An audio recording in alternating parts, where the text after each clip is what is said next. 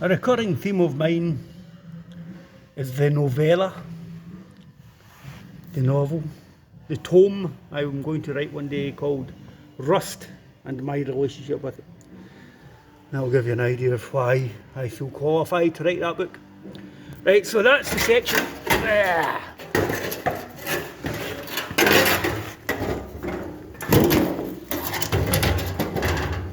That used to sit there. I've popped that out. Fortunately, there's been some good news with the whole sort of build. We've got some stuff that needs looked at in here, but the corrosion along that section wasn't actually too bad. So that's got to get a thumbs up. On the back over here, I've pinned on, let's get a better look at it. I've temporarily, that means to think, doesn't it? I've temporarily, oh goodness sake, not this crap again. Temporarily screwed that in place. And the other bit of good news we've got is I've stripped the back of the van out. The floor's actually in really remarkable good condition. I've had that wooden panel up. But it means that I can get to the back of these panels to weld in the replacement sections. So that should make for a neat job. Will it be easy? No, it won't be easy. Nothing about this is easy. Will be straightforward? Could possibly be relatively straightforward. Other thing I've did is chopped out this hole. I heard the news today, oh boy. 10,000 holes in Blackburn, Lancashire. That was a big rusty bit, which is beginning to get treated up. Still lots more to be done on it.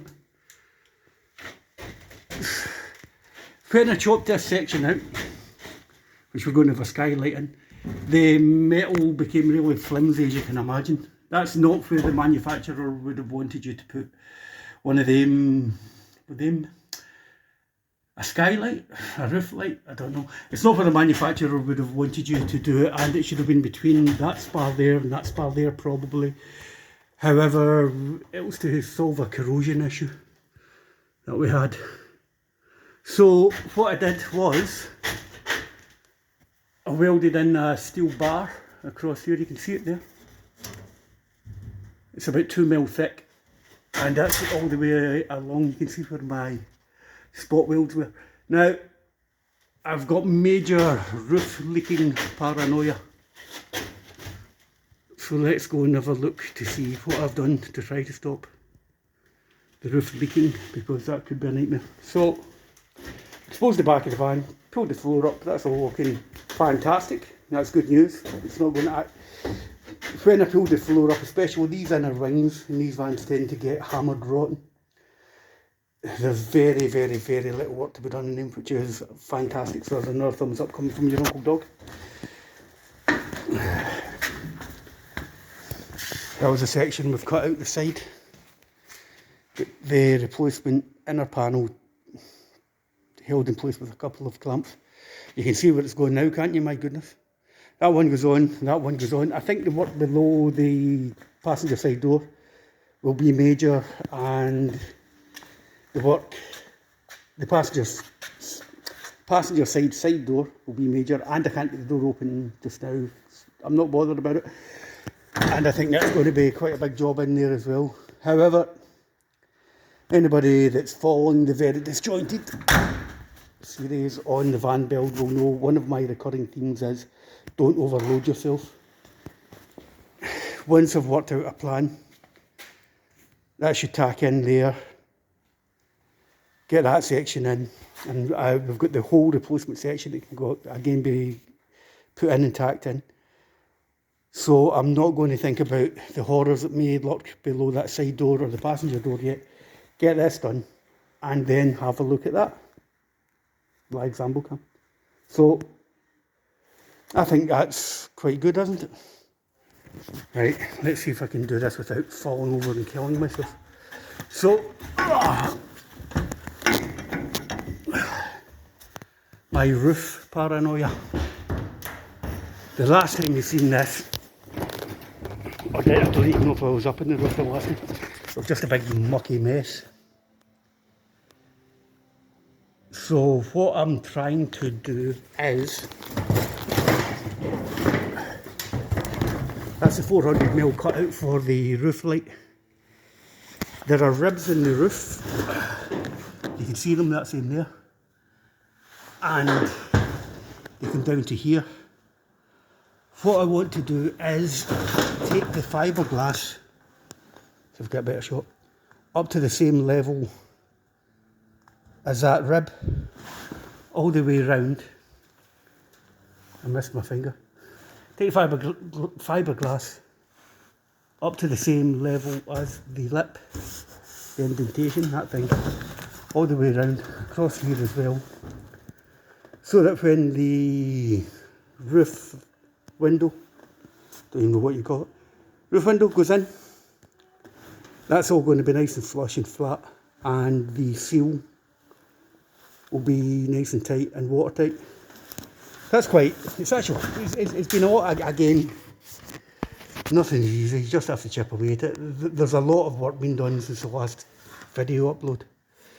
Again, with this stuff here, I'll put another couple of coats of fiberglass across the top of it.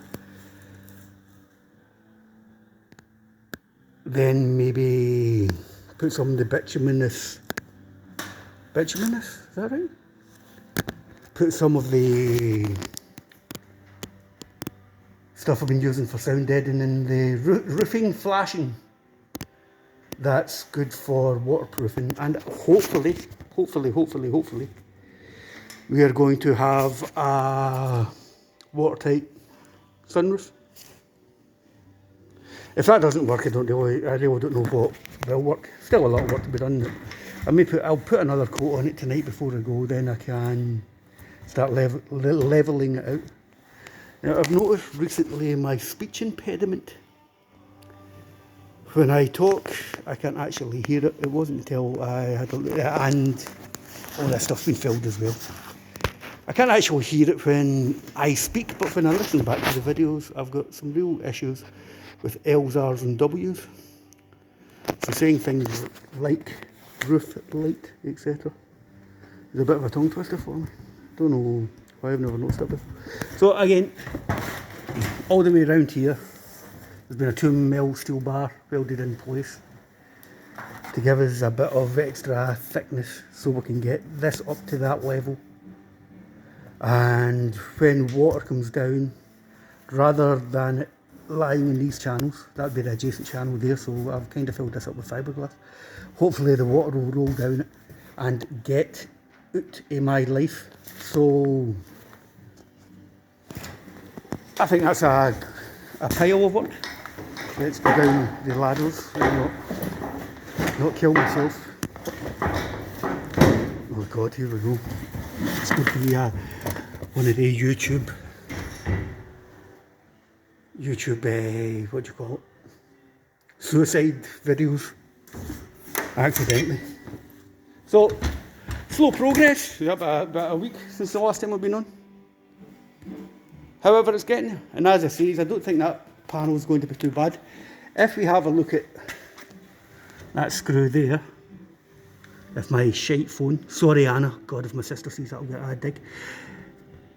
If we would look at that screw there and jump around the back, there's the same screw. So it should be straightforward enough to tack welds from the inside, which will be fantastic, easy to hide them. And I can get in the back and do corrosion protection. Interesting thing I noticed about it, if you notice these little white dots, this side panel was bonded on. It wasn't welded. Which, I don't know, is that of interest to anybody? You can see them again. It's in the fact that they've bonded it on. And when I look at this side, that's been held in with spot welds. So I don't know why Mercedes decided to do that. However, they did. May have worked in my favour again. So that's a lot of thumbs up. A lot of positive movement. It's nice and clean inside. Roof light's good. I think the only thing to say left to say is thanks for watching another riveting episode of Old Zamdog Television. filmed in glorious Zambo colour. Now, that is a lot of work. Still, remember what I said as well, that's the lower steel work. We've still got body work, we've still got paint, we've still got corrosion protection, there's still lots more to do. However, that panel and that panel, when they get out the way, I am left with, below the side door and below the passenger door, and that is the entire metalwork on the rockers, inner rockers, been done all round about the van. I'm beginning to think I could maybe get this done by the middle of February. Again, you cut into stuff, more work appears, the job takes longer than you anticipated, because I'm a novice, an amateur, a guy that's just trying this at home to get through the current lockdown in the UK. I'm not good at estimating how long this takes. It'll take as long as it takes. The main thing is we're getting a real good standard of repair, and hopefully the finish will be good as well. So anything else to say? Nah, not really. I hope you all watched. I hope you've all enjoyed watching today's terrible upload. As I said, that back panel goes on, side panel, below door, that one there, and that is, we're going to call that phase 1 of the vehicle restoration done. So I'm made up. I'm made up. It's been such a long journey. That's over 14 months I've been working in the vehicle. I'm not saying that's the metal work done, I'm not saying that's the body work done, I'm not saying any of that stuff, I'm saying that's the sort of lower section of the vehicle. Most of the rest of the body work I should be able to just chip away at, and hopefully I'm not going to encounter anything as bad as this again. Okay, so thanks for watching. Bye.